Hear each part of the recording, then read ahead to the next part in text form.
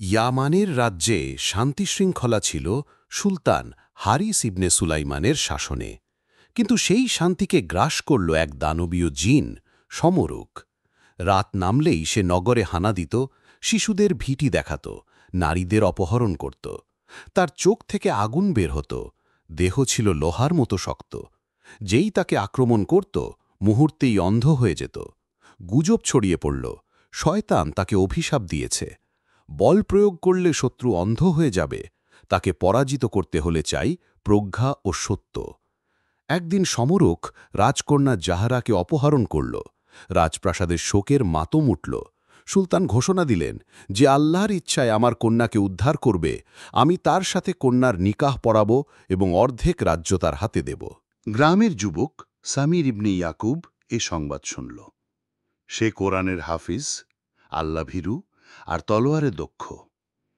সে সুলতানের দরবারে গিয়ে বলল, হুজুর, আমি যাব ইনশাআল্লাহ, তবে আমার ভরসা কেবল আল্লাহ। বিদায়ের আগে সে শহরের বড় আলেম শায়েখ আব্দুল কাদিরের কাছে গেল। শায়েখ বললেন, হে সামির, মনে রেখো, সে 7টি প্রশ্ন করবে। যদি আল্লাহর সাহায্যে প্রতিটি উত্তরে সত্য দাও, তবে তার শক্তি ভেঙে যাবে। সামির নামাজ পড়ে দোয়া নিয়ে মরুভূমির পথে রওনা দিল। রাতের আঁধারে গুহার সামনে দাঁড়িয়ে সামির তকবীর দিল, আল্লাহু আকবার। অগ্নিশিখার ঝলক দিয়ে সমরুক বেরিয়ে এলো। সে হেসে বলল, ক্ষুদ্র মানব, কত সৈন্যকে অন্ধ করেছি, এবার তুইও অন্ধ হবি।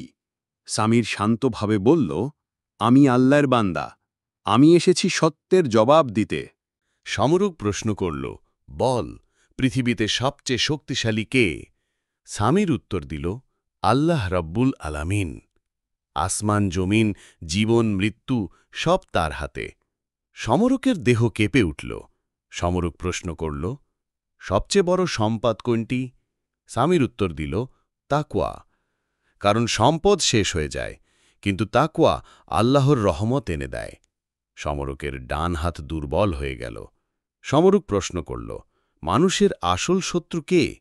সামির উত্তর দিল, শয়তান, যে মানুষকে আল্লাহর পথ থেকে সরাতে চায়। সমরুকের চোখের আগুন ম্লান হল। সমরুক প্রশ্ন করল, মানুষকে চিরকালীন মুক্তি কি দেবে?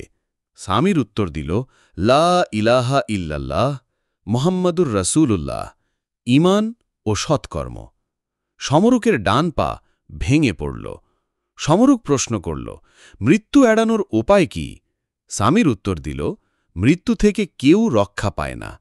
আল্লাহ বলেছেন, কুল্লু নাফসিন যায়িকাতুল মাউত। তাই প্রস্তুতি হল একমাত্র উপায়। সমরুকের দেহ ছোট হতে শুরু করল। সমরুক প্রশ্ন করল, অন্তরের সবচেয়ে বড় রোগ কোনটি? সামির উত্তর দিল, কপটতা বা নিফাক। এটা মানুষকে ধ্বংস করে দেয়। সমরুকের বুক ছিন্ন ভিন্ন হল।